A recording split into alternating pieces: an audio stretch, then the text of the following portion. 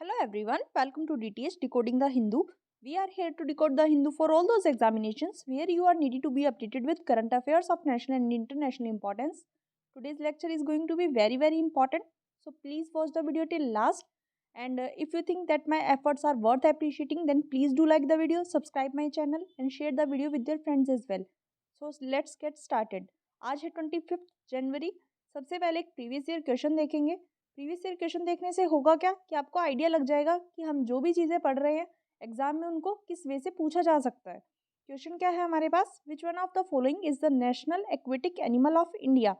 ए salt water crocodile, B olive ridley turtle, C gangetic dolphin, D घड़ियाल. इस question का answer आपको comment box में ज़रूर लिखना है और इस क्वेश्चन का आंसर हम वीडियो के लास्ट में भी डिस्कस कर लेंगे.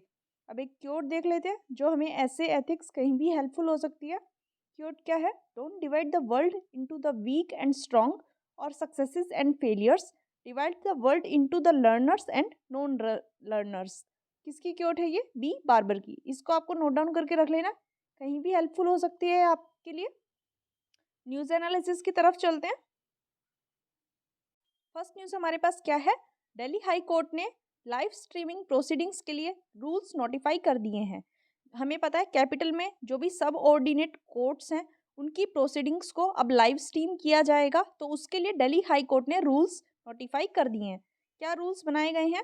सबसे पहले आपको एक्सेप्शंस ध्यान रखने. क्या क्या एक्सेप्शंस रखे गए हैं कि कौन कौन से केसेस ऐसे हैं जिनमें लाइव स्ट्रीमिंग नहीं की जाएगी. सबसे पहले लाइव स्ट्रीमिंग का मतलब क्या होता है? मतलब आप घर बैठे केसेस देख सकते हैं, अपडेट रह सकते हैं कि कोर्ट में क्या चल रहा है. आपको वहाँ फिजिकली प्रेजेंट होने की ज़रूरत नहीं है. तो कुछ केसेस ऐसे भी हैं जिनमें लाइव स्ट्रीमिंग नहीं की जाएगी. कौन कौन से केसेस हैं? मैट्रिमोनियल मैटर्स हैं, मतलब शादी से रिलेटेड जो भी मैटर्स हैं, या फिर चाइल्ड एडॉप्शन का कोई केस है, चाइल्ड की कस्टडी का कोई केस है, या फिर सेक्सुअल ऑफेंसेस से रिलेटेड कोई केस है, या फिर चिल्ड्रन के अब्यूज़ को इन्वॉल्व करने वाले कोई मैटर्स हैं, जैसे पोक्सो एक्ट के अंडर अगर कोई केस है. ये सभी cases as per the rules live stream नहीं किए जाएंगे, ये आपको ध्यान रखना है. और ये जो रूल्स हैं इनका एम क्या है? इनका लाने का मेन एम ये है कि ज़्यादा से ज़्यादा ट्रांसपेरेंसी को इंक्रीज़ किया जा सके, इंक्लूसिविटी को बढ़ाया जा सके और एक्सेस किया जा सके जस्टिस को ईजीली, सभी लोग जस्टिस को एक्सेस कर पाएँ. ये इनका मेन एम है. जो लाइव स्ट्रीमिंग होगी प्रोसीडिंग्स की, वो केवल दिल्ली हाई कोर्ट नहीं बल्कि जो गुजरात, उड़ीसा, कर्नाटका, झारखंड, पटना, मध्य प्रदेश, इन सभी के हाई कोर्ट्स में भी की जा रही है. As well as supreme court of India में भी लाइव स्ट्रीमिंग की जो प्रोसेस है वो स्टार्ट कर दी गई है. ये काफ़ी इंपॉर्टेंट हो जाता है. कुछ और भी कंडीशंस रखी गई हैं इसमें. क्या कहा गया है कि कोई भी पर्सन या एंटिटी जो है वो प्रिंटेड और इलेक्ट्रॉनिक मीडिया या फिर सोशल मीडिया के थ्रू कोई भी लाइव स्ट्रीम जो प्रोसीडिंग्स है उसको रिकॉर्ड नहीं कर सकती है, शेयर नहीं कर सकती है या फिर डिसेमिनेट नहीं कर सकती है. केवल ऑथोराइज्ड पर्सन ही जो लाइव स्ट्रीम्ड प्रोसीडिंग्स होगी उनको रिकॉर्ड कर सकते हैं और शेयर कर सकते हैं. और जो भी रिकॉर्डिंग्स यूज़ की जाएंगी इनके ओरिजिनल फॉर्म में इनका यूज़ जो है वो कोर्ट के द्वारा ही परमिट किया जाएगा. क्या क्या पर्पसेस के लिए परमिट किया जा सकता है? ट्रेनिंग पर्पसेस के लिए, एकेडमिक पर्पसेस के लिए या फिर एजुकेशनल पर्पसेस के लिए. जैसे जो लॉ स्टूडेंट है वो उन जो भी ये प्रोसीडिंग्स होंगी उनकी हेल्प से लर्न कर पाएंगे, तो उनके एजुकेशनल पर्पसेस के लिए ये भी कोर्ट डिसाइड करेगा कि किन प्रोसीडिंग्स को यूज़ किया जाना चाहिए. जो ऑथराइज्ड रिकॉर्डिंग्स हैं उनको केवल जो नोटिफाइड पर्पसेस होंगे उन्हीं के लिए यूज़ किया जाएगा और उनको फर्दर एडिटेड नहीं किया जा सकता या फिर प्रोसेस नहीं किया जा सकता. मतलब जो ओरिजिनल प्रोसीडिंग्स है उनको उसी फॉर्म में पेश किया जाएगा, उनमें कोई भी एडिशन या फिर चेंज नहीं किया जाएगा. रूल्स में ये भी कहा गया है. और ऐसी जो रिकॉर्डिंग्स की जाएंगी उनको किसी भी कमर्शियल पर्पस के लिए यूज़ नहीं किया जाएगा या फिर प्रमोशनल पर्पसेस के लिए भी यूज़ नहीं किया जाएगा, ना ही किसी एडवर्टाइजमेंट के लिए यूज़ किया जाएगा. तो ये आपको याद रखना है, काफ़ी इंपॉर्टेंट आर्टिकल है. क्योंकि क्या हो रहा है, ये लाइव स्ट्रीमिंग अब स्टार्ट कर दी गई है तो इस पे क्वेश्चन बनने के पूरे चांसेस आपके हो जाते हैं. तो आपको हर पॉइंट अच्छे से ध्यान रखना है, कौन सा इसमें एक्सेप्शन है और क्या क्या कंडीशंस इसमें रखी गई हैं. नेक्स्ट आर्टिकल की तरफ चलते हैं. Next article is related to the mass mortality of ridley turtles. Andhra Pradesh में क्या देखा जा रहा है कि ओलिव रिडली टर्टल्स की काफ़ी ज़्यादा मात्रा में मौत हो रही है। तो ये एक बहुत बड़ा चिंता का विषय हो जाता है। पूरा इशू समझते हैं क्या है। कहाँ सबसे पहले ये प्रॉब्लम देखी जा रही है, जो गोदावरी रीजन है आंध्र प्रदेश का, वहाँ काकीनाडा और अंटरवेदी के बीच में जो कोस्ट लाइन है, वहाँ काफ़ी सारे ओलिव रिडली टर्टल्स जो हैं इनकी मास मोर्टेलिटी देखी गई है। और कुछ पिछले वीक में भी ये पाया गया है कि जो ब्रीडिंग ग्राउंड्स हैं आसपास के, जैसे सखीनेटीपल्ली, मल्लिकीपुरम और मम्मी की डिकू डुरु और अलावरम, यहाँ भी क्या हो रहा है, मास मोर्टेलिटी इनकी देखी जा रही है पिछले कुछ वीक से। और इसका रीज़न क्या बताया जा रहा है? एक रीज़न तो ये कहा जा रहा है कि जो भी एफ्लुएंट्स एक्वा पोन्ड से रिलीज़ किए जा रहे हैं कोस्ट लाइन में, एफ्लुएंट्स मतलब क्या होते हैं, जो भी रासायनिक पदार्थ जो कोस्ट लाइन में रिलीज़ किए जा रहे हैं, एक तो ये रीज़न है। दूसरा रीज़न क्या है कि जो ऑनशोर ऑयल एक्सप्लोरेशन फैसिलिटीज़ हैं, वहाँ से जो पाइपलाइन के थ्रू डिस्चार्ज होते हैं कोस्ट लाइन पे, उनकी वजह से ये मास मोर्टेलिटी टर्टल्स की देखी जा रही है। ये 2 मेन रीज़न बताए गए हैं। और क्या पाया गया है, ये जो 2 प्लेसेस हैं ककीनाडा और अंटरवेदी, यहाँ 70 ऑलिव रिडली टर्टल्स को डेड फाउंड किया गया है इनके ही ब्रीडिंग ग्राउंड्स में। मतलब जो इनका मेन ब्रीडिंग ग्राउंड है, वहाँ इनकी मौत देखी जा रही है। ये काफ़ी बड़ा एक चिंता का विषय हमारे लिए हो जाता है। और वेस्ट वाटर जो एक्वा पोन्ड्स में से आता है, वो इन्हीं सी में रिलीज़ कर दिया जाता है। और मैंने आपको बताया, ऑलरेडी बता चुकी हूँ मैं, कि यही इन टर्टल्स की मोर्टेलिटी का one of the main reason माना जा रहा है। तो इस आर्टिकल में एक तो हम पढ़ेंगे ओलिव रिडली टर्टल्स के बारे में, दूसरा आर्टिकल में एक और नाम आया है नेशनल ग्रीन ट्रिब्यूनल का, ये भी इम्पोर्टेंट हो जाता है, ये भी हम अच्छे से पढ़ लेंगे। सबसे पहले ओलिव रिडली टर्टल्स के बारे में देखते हैं। ओलिव रिडली टर्टल्स जो हैं वो सबसे ज़्यादा छोटे होते हैं और पूरे वर्ल्ड में सबसे ज़्यादा अबंडेंट सी टर्टल्स हैं। ये कार्निवर होते हैं। कार्निवर कौन से होते हैं? जो कि प्लांट्स और एनिमल्स दोनों को फीड कर सकते हैं। और इनका नाम कैसे पड़ा? इनके जो ऑलिव कलर का कैरापेस है, कैरापेस मतलब इनकी पीठ, वो ऑलिव कलर की है, जिसकी वजह से इनका नाम ओलिव रिडली टर्टल पड़ा। इनको मेनली इसलिए जाना जाता है, इनका एक यूनिक फीचर है, यूनिक मास नेस्टिंग करते हैं ये लोग, जिसको अरीबाड़ा कहा जाता है, जहाँ काफ़ी thousand of females olive ridley turtles की साथ में आती हैं और बीचेस पे एग देती हैं। तो ये इंपॉर्टेंट है, अरीबाड़ा आपको याद रखना है। हैबिटेट की बात करें तो ये पैसिफिक, अटलांटिक और इंडियन ओशन के वार्म वाटर्स में पाए जाते हैं। ओडिशा की जो गहीरमाथा मैराइन सेंचुरी है, वो वर्ल्ड की लार्जेस्ट रुकरी मानी जाती है सी टर्टल्स की। रुकरी का मतलब क्या होता है? Colony of breeding animals. तो सी टर्टल्स की वर्ल्ड की लार्जेस्ट रुकरी जो है वो उड़ीसा की गहीरमाथा मैराइन सेंचुरी है। प्रोटेक्शन स्टेटस की बात करें, जो कि काफ़ी इंपॉर्टेंट है, आपको याद रखना है। WPA act, wild life protection act 1972 वाले में इसको शेड्यूल 1 में रखा गया है। IUCN की रेड लिस्ट में इसको वल्नरेबल कैटेगरी में रखा गया है। साइट्स की अपेंडिक्स 1 में इसको रखा गया है। थ्रेट्स क्या क्या हैं ओलिव रिडली टर्टल को? सबसे पहला थ्रेट है ह्यूमन कंजप्शन। इनको इनके मीट के लिए, शेल के लिए, लेदर के लिए और एग्स के लिए काफ़ी बड़ी मात्रा में पहुँच किया जाता है। दूसरा खतरा इनको क्या है? मेराइन पॉल्यूशन और वेस्ट से। हमें पता है काफ़ी ज़्यादा प्लास्टिक सी में फेंका जाता है और फिशिंग नेट्स जो है वो इनके लिए काफ़ी बड़ा खतरा है। नेट जो हैं, डिस्कार्डेड नेट्स, वो भी इनके लिए खतरा है। पॉलीथीन इनके लिए खतरा है। गार्बेज जो है डंप किया जाता है टूरिस्ट के द्वारा, वो भी इनके लिए एक बहुत बड़ा खतरा है। और जो फिशिंग वर्कर्स हैं, वो सभी सी टर्टल्स के लिए खतरा है और इसी की वजह से इनका हैबिटेट भी जो है वो डिग्रेड होता जा रहा है। इनके लिए अगला खतरा क्या है? फिशिंग ट्रोवेल्स। जब मैराइन रिसोर्सेज का ओवर एक्सप्लॉइटेशन किया जाता है ट्रोवेल्स के द्वारा, तो ये भी इनके लिए काफ़ी बड़ा खतरा हो जाता है। और इसकी वजह से क्या हो जाता है? इनकी बॉडी पे काफ़ी ज़्यादा इंजरी मार्क्स भी पाए जाते हैं। जो भी ये ओलिव रिडली टर्टल्स ट्रॉल्स में या फिर गिल नेट्स में फंस जाती है, उसकी वजह से काफ़ी ज़्यादा इंजरी भी इनको हो जाती है। तो ये सभी इनके लिए काफ़ी ज़्यादा बड़े खतरे की रीजंस हैं। कुछ इनिशिएटिव भी हमारी गवर्नमेंट ने लाए थे इन ओलिव रिडली टर्टल्स को प्रोटेक्ट करने के लिए। क्या क्या इनिशिएटिव थे? सबसे पहला है ऑपरेशन ओलिविया। हर साल इंडियन कोस्ट गार्ड जो है वो ऑपरेशन ओलिविया को इनिशिएट करता है और सबसे पहले इनिशिएट किया गया था ये 1980s में, so that olive ridley turtles को प्रोटेक्ट किया जा सके।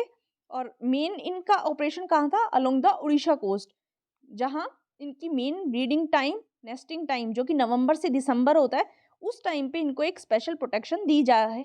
इसके लिए ऑपरेशन ओलिविया चलाया गया था और इसी में अनलॉफुल ट्रॉलिंग एक्टिविटीज को भी काउंटर करने की बात की गई थी। दूसरा क्या इनिशिएटिव लिया गया है? Mandatory use of turtle excluder devices. इसमें क्या किया गया है? जैसे एक्सीडेंटल किलिंग इनकी काफ़ी ज़्यादा हो जाती थी, मतलब जैसे फिश को कैच करते time accidentally olive ridley turtle मारे जाते थे, तो उसको रिमूव करने के लिए, उससे इनके प्रोटेक्शन के लिए उड़ीसा गवर्नमेंट ने क्या किया, जो भी ट्रॉल्स हैं वो टर्टल एक्सक्लूडर डिवाइसेस को मैंडेटरीली यूज़ करेंगे, उसके बिना ये लोग ऑपरेट नहीं कर सकते। और ये क्या है?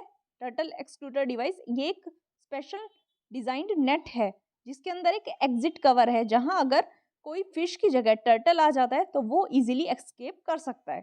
एक और इनिशिएटिव रखा गया, एक और मेजर लिया गवर्नमेंट ने टैगिंग का। टैगिंग में क्या किया गया? एक non corrosive metal olive ridley turtles की बॉडी के साथ अटैच किया गया, सो दैट साइंटिस्ट जो हैं वो उनकी मूवमेंट को चार्ट कर सके, मूवमेंट को ट्रैक कर सके और देख पाएं कि वो किस एरिया को विजिट कर रहे हैं, और सो दैट इनके हैबिटेट को प्रोटेक्ट किया जा सके। तो ये ओलिव रिडली टर्टल के बारे में था। आई होप आपको समझ आया होगा।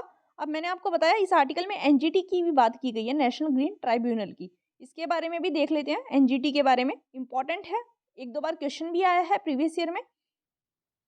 तो एनजीटी क्या है? NGT is a specialised body जिसको नेशनल ग्रीन ट्राइब्यूनल एक्ट 2010 के अंडर सेटअप किया गया था। दैट मीन्स ये एक स्टैट्यूटरी बॉडी हो जाती है, क्योंकि किसी लॉ से बनाई गई है, दैट मीन्स स्टैट्यूटरी बॉडी ये हो जाएगी। और इसका काम क्या था कि जो एनवायरमेंटल प्रोटेक्शन और फॉरेस्ट कंजर्वेशन या फिर अदर नेचुरल रिसोर्सेज के कंजर्वेशन से रिलेटेड जो भी केस हैं उनका फास्ट, इफेक्टिव और इजी डिस्पोजल किया जा सके, इसके लिए इसको बनाया गया। एनजीटी के बनने के साथ साथ इंडिया ऐसी वर्ल्ड में थर्ड कंट्री बन गया जहां एक स्पेशलाइज्ड एनवायरमेंटल ट्रिब्यूनल बनाया गया। सबसे पहले ऑस्ट्रेलिया में बना था, फिर न्यूजीलैंड में, और थर्ड इंडिया ऐसी कंट्री बना जहां एक स्पेशलाइज्ड एनवायरमेंटल ट्रिब्यूनल बनाया गया। एनजीटी को क्या क्या काम दिया गया है? मेन इनका मैंडेट क्या है कि कोई भी फाइल, कोई भी एप्लीकेशन इनके पास जब भी रिसीव होती है उसको इनको 6 मंथ्स के अंदर अंदर डिस्पोज करना है। उस मैटर को इन्हें 6 मंथ्स के अंदर सॉल्व करना है। 5 सिटिंग्स हैं इनकी, main places New Delhi principal place of sitting है, उसके अलावा 4 ऑफिसेज और भी हैं, भोपाल, पुणे, कोलकाता और चेन्नई में। ये आपको ध्यान रखना है। देखो यहाँ मुंबई नहीं है और कोई बड़ा शहर जैसे साउथ में केवल चेन्नई है, बेंगलोर नहीं है, तो यहाँ आपको कंफ्यूज नहीं होना है। ऐसे भी क्वेश्चन आ सकता है। स्ट्रक्चर देख लेते हैं एनजीटी का। एनजीटी में चेयरपर्सन होंगे, जुडिशियल मेंबर्स होंगे और एक्सपर्ट मेंबर्स होंगे।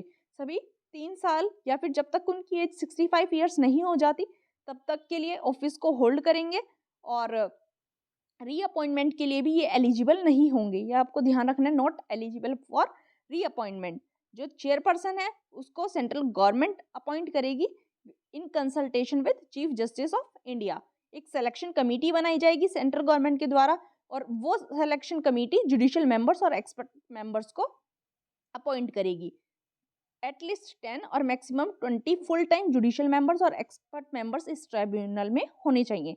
पावर्स और जुरिस्डिक्शन की बात करें तो जो ये ट्राइब्यूनल है इसका जुरिस्डिक्शन सभी सिविल केसेस पे लागू होता है। जिन भी केसेस में कोई भी एनवायरनमेंट से रिलेटेड क्वेश्चन इन्वॉल्व होता है, मतलब एनवायरनमेंट से रिलेटेड कोई भी लीगल राइट को एनफोर्स करने की जहां भी बात आएगी वहां इस ट्रिब्यूनल का काम स्टार्ट हो जाएगा। अक्टूबर 2021 में क्या कहा गया? सुप्रीम कोर्ट ने ये जो एनजीटी है इसकी पोजीशन को यूनिक कहा और इसको सुओ मोटो पावर्स दे दी। मतलब ये अपने आप पूरी कंट्री में कोई भी एनवायरमेंटल इशू उठाकर उसके ऊपर काम कर सकती है। ये सुओ मोटो पावर अक्टूबर 2021 में सुप्रीम कोर्ट द्वारा एनजीटी को दे दी गई। और सुप्रीम कोर्ट के अकॉर्डिंग एनजीटी का रोल केवल एडजुडिकेटरी नहीं है, मतलब कोई कंप्लेन करे उसी के बाद ये एक्शन ले, ऐसा जरूरी नहीं है। ये खुद भी अपने आप प्रिवेंटिव और रेमेडियल नेचर के रोल्स निभा सकती है। स्टैट्यूटरी बॉडी है, मैंने आपको बताया कोर्ट की तरह, तो ये अपने ओरिजिनल जुरिस्डिक्शन के साथ साथ एपिलिएट जुरिस्डिक्शन की भी पावर रखती है। मतलब किसी को अगर कोई प्रॉब्लम है एनजीटी के डिसीजन से, तो वो अपील भी कर सकता है। एनजीटी के पास एपिलिएट जुरिस्डिक्शन भी होता है। उसके बाद ये जो ट्राइब्यूनल है, ये बहुत इंपॉर्टेंट लाइन है। Tribunal code of civil procedure से नहीं चलता है, ये चलता है प्रिंसिपल ऑफ नेचुरल जस्टिस से। कोई भी ऑर्डर या डिसीजन पास करते टाइम ये प्रिंसिपल ऑफ सस्टेनेबल डेवलपमेंट को अप्लाई करता है, द प्रिकॉशनरी प्रिंसिपल को अप्लाई करता है और पॉल्यूटर पेस प्रिंसिपल पे काम करता है। मतलब ये 3 मेन इसके प्रिंसिपल्स हैं जिन पे एनजीटी काम करता है, principle of sustainable development, precautionary principle और पॉल्यूटर पेस प्रिंसिपल। एनजीटी एक अपने ऑर्डर से क्या क्या कर सकता है, क्या क्या पावर्स हैं एनजीटी के पास। ये किसी भी विक्टिम को जो पोल्यूशन या फिर अदर एनवायरमेंटल डैमेज का विक्टिम है उसको रिलीफ और कंपनसेशन दे सकता है। कोई भी जो डैमेज प्रॉपर्टी है उसके रेस्टिट्यूशन की ऑर्डर्स दे सकता है। कोई भी एनवायरमेंटल एरियाज है, कोई भी एरिया है एनवायरमेंट का, उसके रेस्टिट्यूशन के लिए भी ये ऑर्डर दे सकता है। कोई भी जो ऑर्डर एनजीटी के द्वारा दिया जाएगा उसकी उतनी ही पावर होगी जितनी किसी भी सिविल कोर्ट की होती है। अगर कोई एनजीटी एक्ट के अकॉर्डिंग काम नहीं करता है, नॉन कंप्लायंस के लिए क्या क्या पेनल्टी रखी गई है। नॉन कंप्लायंस के लिए 3 साल तक की इम्प्रिजनमेंट की प्रोविज़न रखा गया है, 10 करोड़ रुपए तक का फाइन रखा गया है और कुछ केसेस में फाइन और इम्प्रिजनमेंट दोनों रखे गए हैं। अगर कोई अपील की जाती है एनजीटी के ऑर्डर के अगेंस्ट, तो वो कहाँ की जाएगी, वो की जाएगी सुप्रीम कोर्ट में within the 90 days from the date of communication. मतलब 90 डेज के अंदर अंदर आपको सुप्रीम कोर्ट में अगर अपील करनी है एनजीटी के खिलाफ, तो विद इन 90 डेज आपको करनी होगी। एनजीटी सभी सिविल केसेस के साथ डील करता है और 7 लॉज जो हैं एनवायरनमेंट से रिलेटेड वो एनजीटी उनके अंदर डील करता है। कौन कौन से 7 लॉज हैं? सबसे पहले है the water prevention and control of pollution act, the water prevention and control of pollution cess act 1977, forest conservation act 1980, air prevention and control of pollution act 1981, the environment protection act 1986, the public liability insurance act 1991 and the biological diversity act 2002। इन सभी acts पे power रखता है NGT. और अगर कोई भी violation होता है इन लॉज का, तो वो कहाँ चैलेंज किया जाएगा? वो चैलेंज किया जाएगा एनजीटी के पास। तो ये एनजीटी के बारे में था, काफ़ी इंपॉर्टेंट है एनजीटी के बारे में, आपको पता होना चाहिए। आई होप आपको समझ आया होगा। नेक्स्ट आर्टिकल पे चलते हैं, बट उससे पहले अगर आपने वीडियो को लाइक नहीं किया है तो वीडियो को लाइक कर दीजिए, मेरे चैनल को सब्सक्राइब नहीं किया है तो सब्सक्राइब कर लीजिए। नेक्स्ट आर्टिकल हमारे पास क्या है कि इंडिया का जो LAC है, लाइन ऑफ एक्चुअल कंट्रोल है, उसके आसपास के 65 पेट्रोल पॉइंट्स में 26 पे एक्सेस ख़त्म हो चुका है।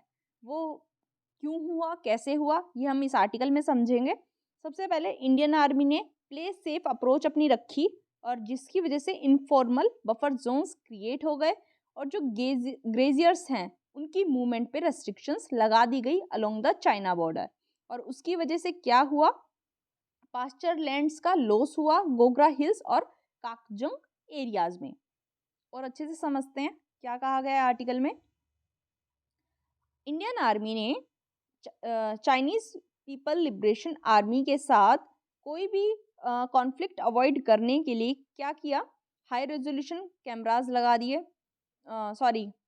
चाइनीज आर्मी ने हाई रेजोल्यूशन कैमराज लगाए हुए हैं वेंटेज पॉइंट में।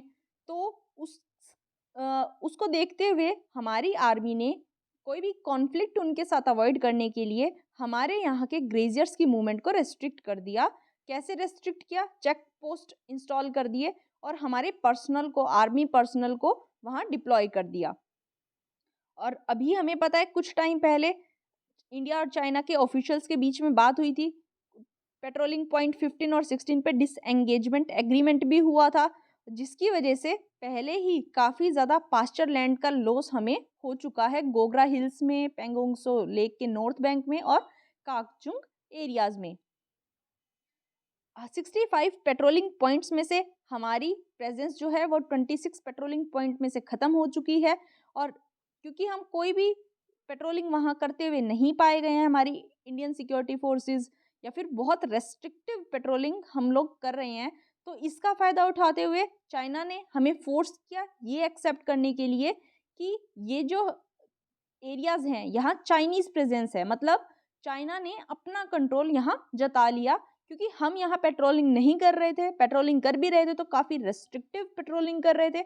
इसी का फ़ायदा उठाते हुए चाइना ने हमें फ़ोर्स किया कि हम ये मान लें कि यहाँ हमारी प्रेज़ेंस नहीं है, यहाँ चाइनीज़ प्रेज़ेंस है इन एरियाज़ में। इसकी वजह से क्या हुआ, ये जो इंडियन साइड है हमारी, वो लेफ्ट की साइड शिफ्ट हो गई। मतलब क्या हुआ कि ज़्यादा एरिया चाइनीज़ साइड में चला गया और हमारे पास जो एरिया था वो कम हो गया और हमारा कंट्रोल जो एलएसी वाला एरिया है उस पे पहले से भी कम हो चुका है। तो जो ये पब्लिक लिबरेशन आर्मी है चाइना की, ये जो एक टैक्टिक प्ले कर रही है, जो खेल ये हमारे साथ खेल रही है, जिससे ये इंच बाय इंच लैंड हमारी लेती जा रही है, ग्रैब कर रही है हमारी लैंड को, इसी को क्या कहा जा रहा है? सलामी स्लाइसिंग। बहुत बहुत इम्पॉर्टेंट है, बहुत ज़्यादा इम्पॉर्टेंट है। मतलब कोई भी एग्ज़ाम हो जहाँ करंट अफेयर्स पूछे जा सकते हैं, वहाँ ये टर्म ज़रूर से ज़रूर पूछी जा सकती है, पूरे चांसेस हैं। तो इस आर्टिकल को मैंने इसीलिए पिक किया है क्योंकि यहाँ ये टर्म इम्पॉर्टेंट हो जाती है। आगे बात करें तो क्या कहा गया है कि कुछ एरियाज़ को ऐसे रखा गया है जहाँ पेट्रोलिंग को रेस्ट्रिक्ट कर दिया गया है। मतलब दोनों साइड में से कोई भी साइड वहाँ पेट्रोलिंग नहीं कर रही है और ये कहा गया है कि वहाँ अभी डिस्प्यूट का डिप्लोमेटिक रेज़ोल्यूशन होना बाकी है। लेकिन वहाँ कोई पास्चर लैंड लॉस नहीं हुई है, वहाँ हमारे जो अ, नोमैडिक पीपल है वो जा सकते हैं, पास्चर लैंड्स को यूज़ कर सकते हैं। लेकिन जो डिसएंगेज्ड एरियाज़ हैं, जहाँ काफ़ी सारे कैमराज़ लगे हुए हैं और टेक्निकल मीन्स यूज़ किए गए हैं पब्लिक लिबरेशन आर्मी के द्वारा, तो वहाँ वो एरियाज़ पास्चर लैंड वहाँ की यूज़ नहीं की जा सकती, वो हमारे तरफ से लॉस हो चुकी हैं। ये इम्पोर्टेंट था, आपको पता जस्ट ये होना चाहिए इस आर्टिकल में इम्पोर्टेंट तो सलामी स्लाइसिंग ही था, इसके बारे में आपको ध्यान रखना है। नेक्स्ट आर्टिकल पे चलते हैं। C next article is related to Tamil Nadu की प्लानिंग चल रही है कि वो नीलगिरीज में कोयम्बटूर से लेके हेलीकॉप्टर सर्विस प्रोवाइड करवा दे। तो आर्टिकल ऑल दो हमारे लिए इम्पोर्टेंट नहीं है, एक चीज़ इसमें आर्टिकल में इम्पोर्टेंट आई है वो है पाइकारा लेक। इसका नाम आप याद रखेंगे, पाइकारा लेक जो है वो तमिलनाडु में है। वन लाइन का क्वेश्चन बन सकता है, आप थोड़ा सा याद रखेंगे।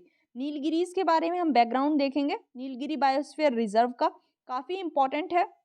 नीलगिरी बायोस्फीयर रिजर्व का ओरिजिन की बात करें हम, तो नीलगिरी का नाम कैसे निकला? नीलगिरी का मीनिंग है ब्लू माउंटेन्स। ये नाम निकला है ब्लू फ्लोवर क्लैड माउंटेन्स से, या फिर नीलगिरी प्लेट्यू पे जो है माउंटेन। और नीलगिरी प्लेट्यू कहाँ है? ये है तमिलनाडु में। ये इंडिया का फर्स्ट बायोस्फीयर रिजर्व है, इंपॉर्टेंट हो जाता है, जिसको 1986 में इस्टेब्लिश किया गया था। ज्योग्राफी की बात करें तो नीलगिरी का टोटल एरिया कितना है? 5520 स्क्वायर किलोमीटर। ये वेस्टर्न घाट और तमिलनाडु, केरला और कर्नाटका के कुछ पार्ट में लोकेटेड है। इकोलॉजिकल कैरेक्टरिस्टिक्स की बात करें तो ये दो बायोटिक जोन्स के कॉन्फ्लुएंस पे लोकेटेड है। एक तो एफ्रोट्रॉपिकल, दूसरा इंडो मलायन बायोटिक जोन जो हैं, इनके कॉन्फ्लुएंस पे ये नीलगिरी बायोस्फीयर रिजर्व, जहाँ ट्रॉपिकल फॉरेस्ट बायोम देखा जाता है, ये वहाँ लोकेटेड है। दूसरा, ये बायोडाइवर्सिटी हॉटस्पॉट है, सबसे ज़्यादा इम्पॉर्टेंट रीज़न है ये, और one of the noted biodiversity hotspot है जहाँ काफ़ी सारी एंडेमिक स्पीसीज पाई जाती हैं। वेजिटेशन की बात करें तो नीलगिरी बायोस्फीयर रिजर्व में काफ़ी तरह के इकोसिस्टम के टाइप्स पाए जाते हैं। कुछ जो कोर एरियाज हैं वो केरला और तमिलनाडु स्टेट्स में फैले हुए हैं, जिसमें evergreen, semi evergreen, moist deciduous, montane sholas और ग्रासलैंड टाइप वेजिटेशन देखी जा सकती है। जो कोर एरिया है वो कर्नाटका स्टेट में फैला हुआ है, वो मेनली कैसा है? मोस्टली ड्राई डेसिडियस फॉरेस्ट हैं, और कुछ पैचेस मॉइस्ट डेसिडियस के, कुछ पैचेस सेमी एवरग्रीन के और कुछ स्क्रब जंगल्स के भी देखे जा सकते हैं। फोना की बात करें तो कौन कौन से एनिमल्स यहाँ पाए जाते हैं? Mainly Nilgiri tahr, Nilgiri langur, slender loris, black buck, tiger, gaur, Indian elephant और मार्टिन यहाँ पाए जाते हैं। Fresh water fishes, Nilgiri danio, Nilgiri barb, Bowani barb, ये सभी यहाँ एंडेमिक हैं। मतलब ये मेनली नहीं, ये एक्चुअली पाई ही यहाँ जाती हैं। वाटर रिसोर्सेज की बात करें तो इसमें कावेरी की जो मेजर ट्राइब्यूटरीज हैं जैसे भवानी, मोयार, काबिनी और भी रिवर्स हैं जैसे चलियार, पुनमपुझा, ये सभी जो ट्राइब्यूटरीज हैं इनका सोर्स और कैचमेंट एरिया इस रिजर्व की बाउंड्री के अंदर अंदर आ जाता है। काफ़ी ट्राइबल पॉपुलेशन भी यहाँ देखी जाती है। कौन कौन से ट्राइबल ग्रुप्स यहाँ रहते हैं? टोडास, कोटास, इरुलास, कुरुम्बास, पनियाज, अडियान्स, इडानन, चेटीज, चोला, नाइकन्स, अलार, मलायन, ये सभी इस रिजर्व के नेटिव्स हैं। प्रोटेक्टेड एरियाज कौन कौन से इंक्लूड होते हैं नीलगिरी बायोस्फीयर रिजर्व में? इसमें आता है Mudumalai wildlife sanctuary, Wayanad wildlife sanctuary, Bandipur national park, Nagarhole national park, Mukurthi national park, Silent Valley, ये सभी प्रोटेक्टेड एरियाज जो हैं वो इस रिजर्व के अंडर आते हैं। ये इंपॉर्टेंट था, ये आपको पता होना चाहिए। नेक्स्ट आर्टिकल की तरफ चलते हैं। नेक्स्ट आर्टिकल रिलेटेड है पर्स सीन फिशिंग से। तमिलनाडु के वाटर्स में पर्स सीन फिशिंग को पार्शली अलाउड कर दिया गया है। क्या है पूरा इशू, समझते हैं। फिर उसके बाद देखेंगे कि पर्स सीन फिशिंग होती क्या है। एक्चुअली सबसे पहले यही देख लेते हैं कि पर्स सीन फिशिंग होती क्या है, उसके बाद अच्छे से समझ आएगा। ये जो पर्स सीन होता है इसमें एक लॉन्ग नेट की वॉल होती है जिसमें क्या होता है, पर्स रिंग्स लगाए गए हैं जिससे कि जब ये नेट पानी में डाला जाता है तो केवल ये कोई भी फिल्टर नहीं करता, ये हर टाइप के मैमल्स को, जो भी फिश हैं, चाहे छोटी चाहे बड़ी, चाहे अडल्ट चाहे बेबी फिशेस, सभी को ये उसमें कैच कर लेता है। इस टाइप का एक नेट होता है जिसे पर्स सीन कहा जाता है।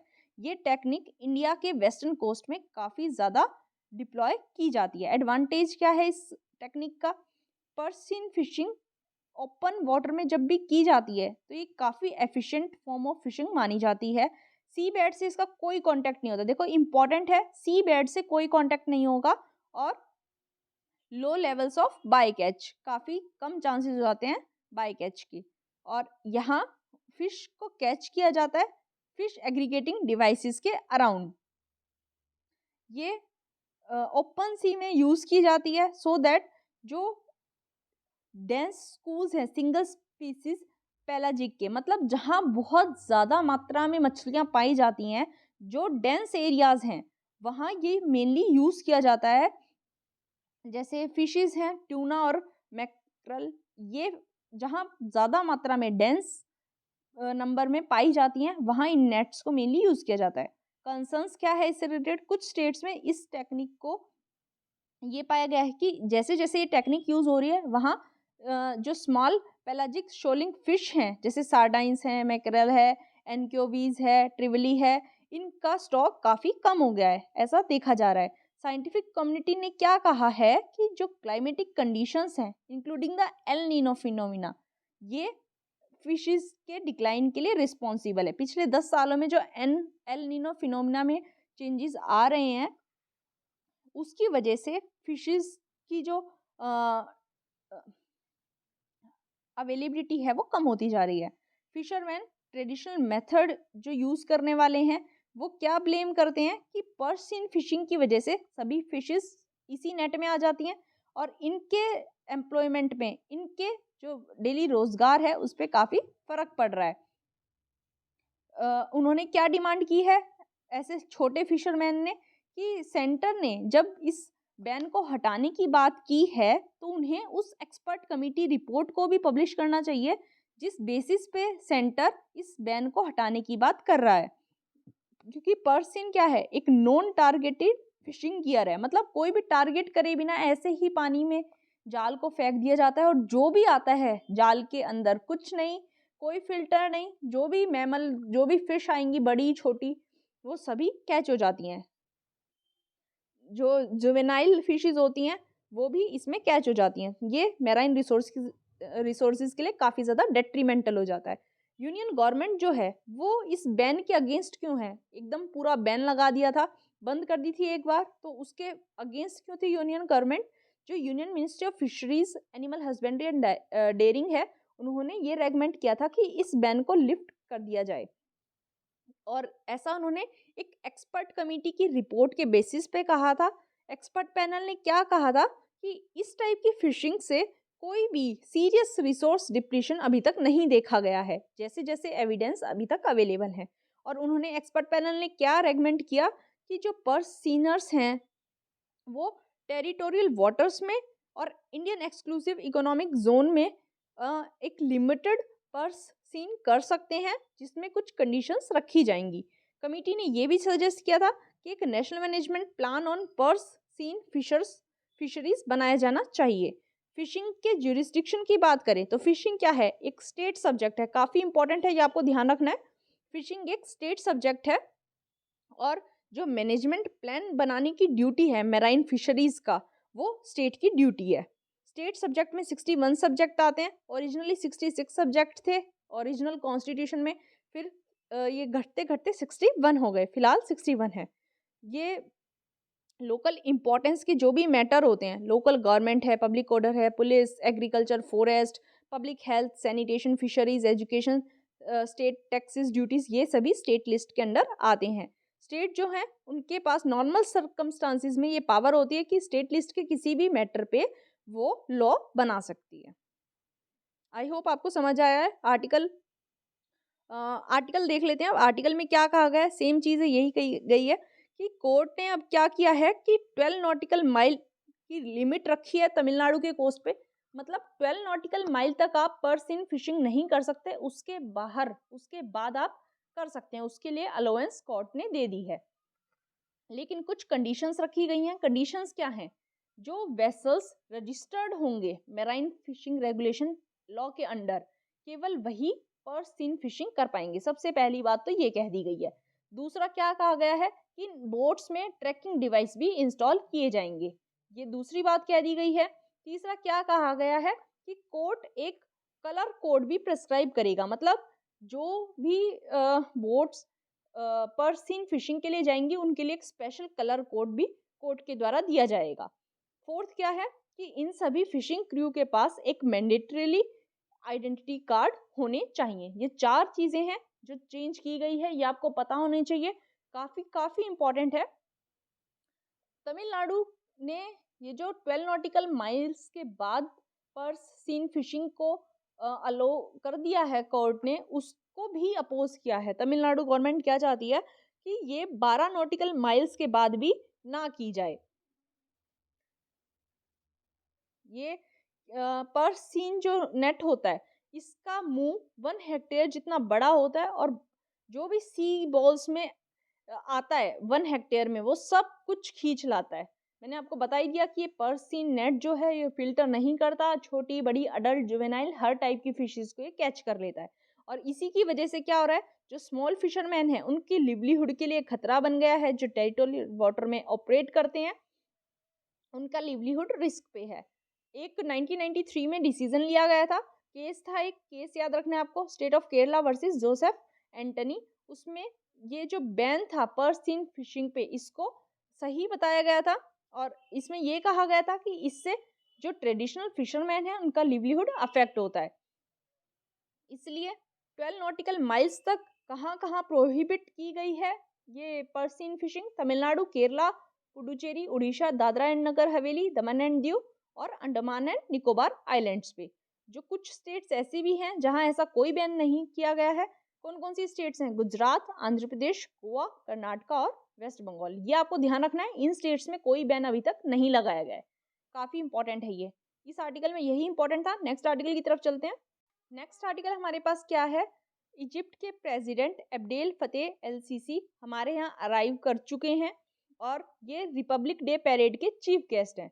तो मिस्टर सीसी जो हैं वो फर्स्ट इजिप्शियन लीडर हैं जिन्हें हमारे यहाँ रिपब्लिक डे पैरेड में चीफ गेस्ट के तौर पे इनवाइट किया गया है। ये इंपॉर्टेंट है। और क्या क्या बातें की जाएंगी विजिट के दौरान, उनके विजिट के दौरान हम मेमोरेंडम ऑफ अंडरस्टैंडिंग साइन कर सकते हैं और हमारी जो दोनों कंट्रीज की टाइज हैं किस किस टॉपिक पे डिस्कस कर सकते हैं, स्ट्रेटेजिक इश्यूज पे, डिफेंस पे, ट्रेड, एग्रीकल्चर और रिन्यूएबल एनर्जी पे। ग्लोबल साउथ को एंगेज करने की बात की जाएगी, नॉन अलाइनमेंट प्रिंसिपल से बात की जाएगी रशिया यूक्रेन वॉर को देखते हुए। और हमें ये भी पता है कि हम एक्सपेक्ट कर सकते हैं G20 समिट में फिर से ये इजिप्शियन लीडर हमारे यहाँ आएंगे, क्योंकि इंडिया ने इजिप्ट को स्पेशल गेस्ट कंट्री के तौर पे इनवाइट किया है। G20 समिट इस बार इंडिया प्रेसिडेंसी कर रहा है, तो ये आपको पता होना चाहिए। इंडिया और इजिप्ट सेम प्रिंसिपल्स रखते हैं, principles of non intervention, respectful of sovereignty और नो यूज ऑफ फोर्स। ये तीनों प्रिंसिपल्स जो हैं वो इंडिया और इजिप्ट में कॉमन है। जब ये रशिया यूक्रेन वॉर हुआ तो वहाँ इजिप्ट में क्या दिक्कत आई कि वर्ल्ड का जो लार्जेस्ट इम्पोर्टर था वीट का, इजिप्ट, वो ज़्यादा वीट अपनी यूक्रेन और रशिया से इंपोर्ट करता था और काफ़ी वल्नरेबल पोजीशन में वो आ गया था after the Russia Ukraine war. लेकिन इंडिया के असिस्टेंस की वजह से वो ये जो लॉस था उसको ब्रिज कर पाया और अपना मेजर सप्लाई गैप जो है उसको फुलफिल कर पाया। इंडिया और इजिप्ट जो है वो नॉन अलाइन मूवमेंट के भी को फाउंडर्स हैं। 1961 में इंडिया, इजिप्ट, यूगोस्लाविया, इंडोनेशिया और घाना ने नॉन अलाइन मूवमेंट को स्टार्ट किया था। तो ये सभी को फाउंडर्स हैं। हाई लेवल विजिट के बावजूद और कमिटमेंट के बावजूद इन दोनों कंट्रीज के बीच में bilateral ties over the time थोड़ी डिक्लाइन हो गई हैं, जब से इंडिया का गल्फ कंट्रीज के साथ जो लिंक है वो थोड़ा ज़्यादा बढ़ गया है। तो ये थोड़ा सा आपको इंडिया और इजिप्ट के बारे में पता होना चाहिए। थोड़ा सा और बैकग्राउंड देख लेते हैं। इंडिया और इजिप्ट का हिस्टोरिकल रिलेशंस की बात करें तो इंडिया और इजिप्ट जो है वर्ल्ड की ओल्डेस्ट सिविलाइजेशंस हैं। दोनों ही एंशिएंट टाइम से क्लोज कांटेक्ट में रही हैं। कॉमन इरा से भी पहले अशोका एडिक्ट्स में हम इजिप्ट के साथ अपने रिलेशंस देख सकते हैं under Ptolemy two. Modern times की बात करें तो महात्मा गांधी और साथ जगलोद के भी कॉमन गोल्स पाए गए थे कंट्रीज की इंडिपेंडेंस के रिगार्डिंग। उसके बाद गमाल अब्देल नसर और जवाहरलाल नेहरू के बीच में भी क्लोज फ्रेंडशिप देखी गई थी, जिसकी वजह से 1955 में दोनों कंट्रीज के बीच में फ्रेंडशिप ट्रीटी भी साइन की गई थी। पॉलिटिकल रिलेशंस की बात करें तो इंडिया और इजिप्ट जो है वो क्लोज पॉलिटिकल अंडरस्टैंडिंग रखते हैं, क्योंकि इनकी काफ़ी लंबी हिस्ट्री रही है कॉन्टैक्ट और कोऑपरेशन की, बायलेटरली, रीजनली और ग्लोबल इश्यूज पे। दोनों कंट्रीज एक दूसरे को कोऑपरेट करती है मल्टीलेटरल फोरा में और दोनों ही नॉन अलाइन मूवमेंट के को फाउंडर्स भी हैं। ईयर 2022 में क्या हुआ है, दोनों कंट्रीज के डिप्लोमेटिक रिलेशंस को 75 ईयर्स कंप्लीट हो गए हैं। 75th एनिवर्सरी थी इंडिया और इजिप्ट के डिप्लोमेटिक रिलेशंस की। इकोनॉमिक रिलेशंस की बात करें, India Egypt bilateral trade agreement 1978 मार्च से ऑपरेशन में है और ये मोस्ट फेवर्ड नेशन क्लोज जो है WTO का उसके ऊपर बेस्ड है और बायलेटरल ट्रेड पिछले 10 सालों में 5 गुना ज़्यादा बढ़ गया है। बायलेटरल ट्रेड 2018 से 19 में 4.55 बिलियन $US रीच कर गया था। पेंडेमिक में भी ये जो वॉल्यूम है ट्रेड का ये थोड़ा सा ही कम हुआ। 1920 में $4.5 बिलियन था, 2021 में $4.15 बिलियन था। मतलब बहुत ज़्यादा इफेक्ट पेंडेमिक का दोनों कंट्रीज के ट्रेड पे नहीं देखा गया है। बायलेटरल ट्रेड रैपिडली फिर से एक्सपेंड हो गया 21-22 में 75% increase as compare to financial year 2020 से 21 वाले में। इंडिया के जो एक्सपोर्ट थे, इजिप्ट में जो एक्सपोर्ट थे वो कितने वैल्यू के थे, $3.74 बिलियन के 65% इंक्रीज हुए थे as compare to 2020-21। Same time Egypt के जो एक्सपोर्ट थे उसमें भी 86% का इंक्रीज देखा गया था। डेवलपमेंट असिस्टेंस की बात करें तो इंडिया ने काफ़ी ज़्यादा ग्रांट इन एड प्रोजेक्ट्स चलाए हैं। Pan Africa telemedicine tele education project in Alexandria university, solar electrification project in Agaween village, vocational training centre for textile technology जो कि शोब्रा कायरो में स्टार्ट किया गया, वो अब कंप्लीट हो चुका है। टेक्निकल कोऑपरेशन भी और असिस्टेंस भी दोनों कंट्रीज के बीच में बायलेटरल रिलेशनशिप को स्ट्रॉन्ग करता है। 2000 से ओवर 1250 इजिप्शियन ऑफिशियल्स जो हैं वो ITEC और बाकी जो हमारे यहाँ के प्रोग्राम्स हैं जैसे ICCR और IAFS स्कॉलरशिप का बेनिफिट ले चुके हैं। साइंटिफिक कोऑपरेशन की बात करें तो Indian council of agriculture research और agriculture research centre of Egypt साथ में काम कर रहे हैं एग्रीकल्चरल रिसर्च की फील्ड में। साइंस एंड टेक्नोलॉजी कोऑपरेशन जो है वो बाइनियल जो executive programmes and scientific cooperation programme होता है CSIR इंडिया और NRC इजिप्ट के बीच में, उसके थ्रू इम्प्लीमेंट किया जा रहा है। स्पेस कॉपरेशन की बात करें तो एक वर्टिकल ऑफ ऑपरेशन यहाँ भी देखा जा सकता है। दोनों कंट्रीज के बीच में इसरो और NARSS ये दोनों बातचीत करते रहते हैं और एक मेमोरेंडम ऑफ अंडरस्टैंडिंग भी साइन किया गया है। डिफेंस रिलेशंस की बात करें तो दोनों की एयर फोर्सेस के बीच में काफ़ी क्लोज कोऑपरेशन देखा गया है। 1960s में एक जॉइंटली डेवलप किया था फाइटर एयरक्राफ्ट दोनों कंट्रीज ने। 1960s से 1984 तक IAF पायलट्स ने इजिप्शियन पायलट्स को ट्रेनिंग भी दी थी। मोस्टली जो करंट डिफेंस कोऑपरेशन है वो कौन डिटरमाइन करता है? Joint defence committee activities. Egypt ने मल्टीनेशनल ट्रेनिंग एक्सरसाइज में भी पार्टिसिपेट किया था जो कि अफ्रीकन कंट्रीज से फ्रेंडली रिलेशंस को स्ट्रॉन्ग करने के लिए की गई थी पुणे में 2019 में। First ever IAF EAF joint tactical air exercise जिसका नाम था डेजर्ट वॉरियर, बहुत बहुत इंपॉर्टेंट है, 2021 में हेल्ड की गई थी। डेजर्ट वॉरियर ये इंडिया और इजिप्ट की एयर फोर्सेस के बीच में की गई थी। आपको नाम ध्यान रखना है क्योंकि डिफरेंट कंट्रीज का पूछा जा सकता है मैच द फॉलोइंग में। तो डेजर्ट वॉरियर इंडिया और इजिप्ट की एयर फोर्सेस के बीच में थी। एक एक्सरसाइज साइक्लोन 1 भी थी जो कि इंडिया और इजिप्ट के बीच में होने वाली थी 22 जनवरी 2022 को, लेकिन वो पोस्टपोन कर दी गई। कल्चरल रिलेशंस की बात करें तो मौलाना आज़ाद सेंटर फॉर इंडियन कल्चर, यहाँ कल्चरल कोऑपरेशन को प्रमोट किया जा रहा है दोनों कंट्रीज के बीच में। कैसे किया जा रहा है? Through yoga classes, through Hindi Urdu और film shows, exhibitions and participation in local cultural activities. Sawt ul Hind जो अरेबिक मैगजीन है वो पिछले 6 डिकेड से छप रही है, प्रिंट हो रही है, पब्लिश हो रही है और इसने 2017 में जुलाई में एक माइलस्टोन रीच किया था कि इसका 500th एडिशन पब्लिश हुआ था और यही दोनों कंट्रीज के बीच में वाइब्रेंट कल्चरल एक्सचेंज को शो करता है। इंडियन कम्युनिटी की बात करें तो अभी इंडियन पीपल अराउंड 3200 है जो कि मोस्टली कायरो में सेटल्ड हैं। वे फॉरवर्ड देखते हैं। मैंने आपको बताया 2022 में दोनों कंट्रीज के बीच में 75 ईयर्स हो गए डिप्लोमेटिक रिलेशंस के, तो ये एक वे फॉरवर्ड शो करता है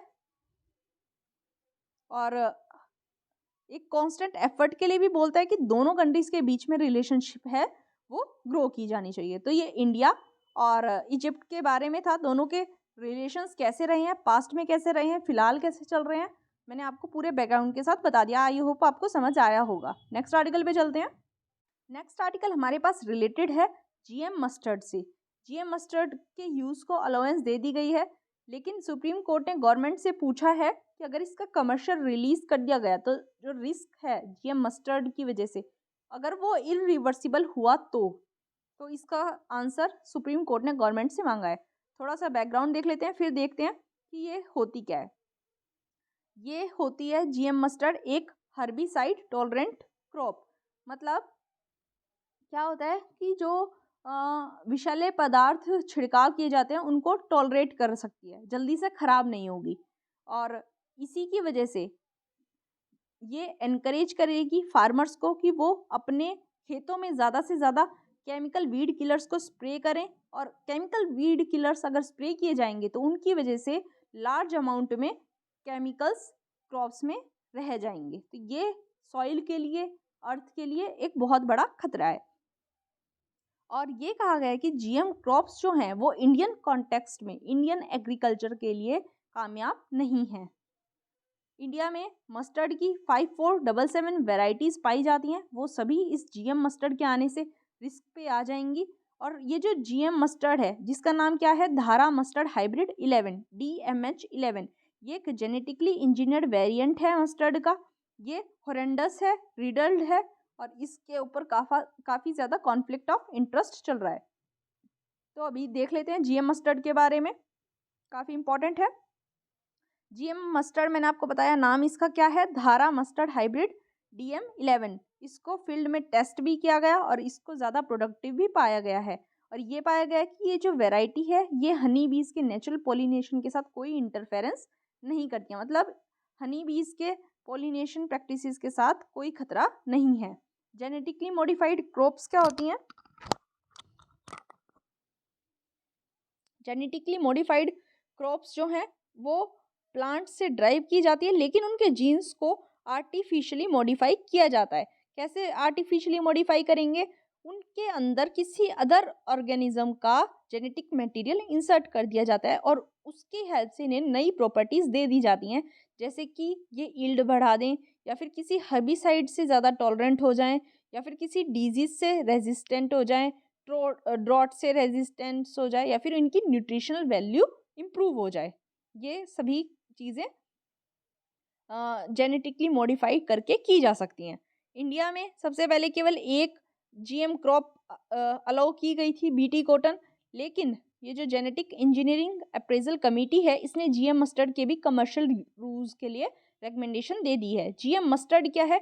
जीएम मस्टर्ड एक इंडिजिनियसली डेवलप्ड ट्रांसजेनिक मस्टर्ड है। ये हर्बिसाइड टॉलरेंट मस्टर्ड का एक जेनेटिकली मॉडिफाइड वेरिएंट है।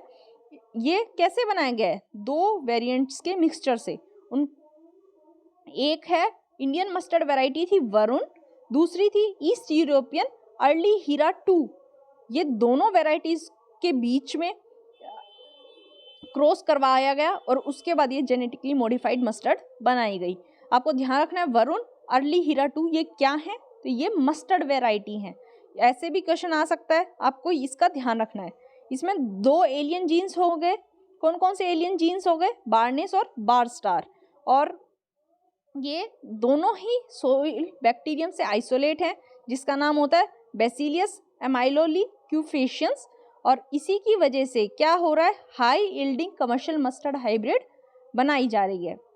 जो बार्नेस है, ये जो बार्नेस है वरुण में, ये क्या करता है? टेम्परेरी स्टेरिलिटी को रोक देता है, जिसकी वजह से ये जो सीड्स हैं वो नेचुरली सेल्फ पॉलिनेट नहीं कर पाते हैं। बार स्टार क्या करता है? बार स्टार इसी इफेक्ट को ब्लॉक कर देता है, मतलब सीड्स को प्रोड्यूस करने के लिए अलाउ कर देता है। मतलब बार्नेस तो रोकेगा इसको सेल्फ पॉलिनेट होने से, बार स्टार बार्नेस को इफेक्ट को उल्टा कर देगा, मतलब सीड को प्रोड्यूस होने के लिए अलाउ कर देगा। डीएमएच की वजह से क्या पाया गया कि 28% मोर यील्ड देखी जा रही है। 37% जोनल, मतलब 28% मोर देन नेशनल चेक, मतलब पूरे इंडिया की जो एवरेज यील्ड है उससे 28% ज़्यादा। और इस एरिया में, इस जोन में जितनी यील्ड होती थी उससे 37% ज़्यादा यील्ड इसकी हेल्प से देखी गई है। और बार जीन जो है इसकी वजह से हाइब्रिड सीड की जेनेटिक प्योरिटी भी मेंटेन की जा सकती है। बार्नेस बार स्टार सिस्टम की रिक्वायरमेंट क्यों है? ये जो हाइब्रिड सीड प्रोडक्शन है इसमें एक एफिशिएंट मेल स्टेरिलिटी और फर्टिलिटी रिस्टोरेशन सिस्टम की ज़रूरत होती है। जो अभी करंटली हमारे पास conventional cytoplasmic genetic male sterility system है मस्टर्ड में, उसकी काफ़ी सारी लिमिटेशंस है। मतलब कुछ एनवायरमेंटल कंडीशंस अगर ख़राब हो जाती हैं तो वहाँ स्टेरिलिटी ब्रेक डाउन हो जाती है, जिसकी वजह से क्रॉप ख़राब हो सकती है या फिर सीड प्योरिटी भी कम हो जाती है। लेकिन जो जेनेटिकली इंजीनियर्ड बार्नेस सिस्टम है उसकी वजह से एक अल्टरनेटिव मेथड हमें मिल गया है हाइब्रिड सीड प्रोडक्शन का। इंडिया में centre for genetic manipulation of crop plants जो है इसकी वजह से सक्सेसफुल अटेम्प्ट हुआ है बार्नेस सिस्टम का, और इसी की वजह से जीएम मस्टर्ड हाइब्रिड MH11 को बनाया जा सका। इसकी सक्सेसफुल टेस्टिंग की जा सकी। क्यों नेसेसरी हो गया है आज के टाइम में?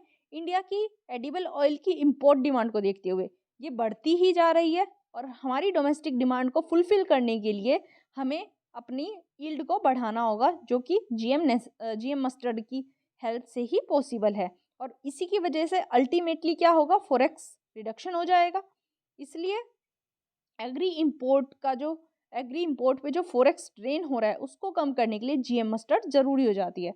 जो प्रोडक्टिविटी है ऑयल सीड्स की, जैसे सोयाबीन, रेपसीड मस्टर्ड, ग्राउंडनट, सीसम, सनफ्लावर, सेफ्लावर, लिनसीड, ये सभी, इन सभी सीड्स की जो ग्लोबल प्रोडक्टिविटी है ये कम है, बहुत कम है। मतलब दूसरे कंट्रीज़ में इन्हीं सभी ऑयल सीड क्रॉप्स की प्रोडक्टिविटी काफ़ी ज़्यादा है, हमारे यहाँ काफ़ी कम है। इसलिए जेनेटिकली डाइवर्स पेरेंट्स को यूज़ करके हम अपनी यील्ड को बढ़ा सकते हैं। कुछ सेफ्टी कंसर्न्स एसोसिएटेड हैं। क्या क्या एसोसिएटेड है इनसे? 3 जीन्स जो हैं जो इनका यूज़ किया जा रहा है, इनके यूज़ पे क्वेश्चन किया जा रहा है। फील्ड ट्रायल्स किए गए हैं 3 साल के लिए, उसमें क्या पाया गया है कि ह्यूमन हेल्थ और एनवायरनमेंट पे भी इसका इम्पैक्ट अभी एग्जैक्ट हमें पता नहीं चल पाया है। ये भी हमें ध्यान रखना होगा कि इसकी वजह से जो टॉक्सिसिटी, एलर्जेनिटिसिटी और कंपोजिशनल एनालिसिस, फील्ड ट्रायल्स, ये सभी जो किए गए हैं, इनसे क्या पाया गया है कि ये फूड में भी सेफ हैं, फीड में भी सेफ हैं और प्रोडक्शन में भी सेफ हैं। डीएमएच में बार जीन है जो कि हर्बिसाइड टॉलरेंस के लिए रिस्पॉन्सिबल है। ये आपको ध्यान रखना है, बार जीन है इसके अंदर जो कि हर्बिसाइड टॉलरेंस के लिए रिस्पॉन्सिबल होता है। इस बार जीन की इफेक्टिवनेस को भी क्वेश्चन किया जा रहा है। अब जेनेटिकली मॉडिफाइड क्रॉप्स की सिग्निफिकेंस की बात करें तो जेनेटिकली डाइवर्स प्लांट्स जो हैं, जब हाइब्रिड किए जाते हैं तो यील्ड बढ़ जाती है, एडेप्टेशन बढ़ जाती है, मतलब इजीली ख़राब नहीं होंगे, ज़्यादा यील्ड देंगे। इसी फिनोमिना को क्या कहा जाता है? Hybrid vigour heterosis. और इसी को काफ़ी ज़्यादा अलग अलग क्रॉप्स में वाइडली यूज़ किया जा रहा है, जैसे राइस, मेज़, पर्ल मिलेट, सनफ्लावर और काफ़ी सारी वेजिटेबल्स में भी। और इन्हीं हाइब्रिड की वजह से 20 से 25% ज़्यादा यील्ड देखी जा रही है, इसीलिए इसको यूज़ किया जा रहा है। हाइब्रिड टेक्नोलॉजी प्रोडक्टिविटी को एनहांस करने में काफ़ी अच्छा रोल एक प्ले कर सकती है, इसलिए इसका एक प्रॉपर यूज़ किया जाना ज़रूरी है। अपने एनवायरनमेंट को भी हमें ध्यान में रखना है, प्लस अपनी जो डोमेस्टिक नीड्स हैं, डिमांड्स हैं, उनको भी हमें ध्यान में रखते हुए चलना है। तो ये आर्टिकल था, इम्पॉर्टेंट है, आपको पता होना चाहिए जीएम मस्टर्ड के बारे में, जीएम क्रॉप्स के बारे में। तो न्यूज़ एनालिसिस हमारा ख़त्म होता है। अब जो आज हमने क्वेश्चन देखा था उसका आंसर देख लेते हैं। आज क्वेश्चन था विच one of the following is the national aquatic animal of India. क्या होता है हमारा, क्या है हमारा नेशनल एक्वेटिक एनिमल? वो है गैंगटिक डॉल्फिन। इजी क्वेश्चन है, आपको पता होगा, पता नहीं है तो अब पता चल गया होगा।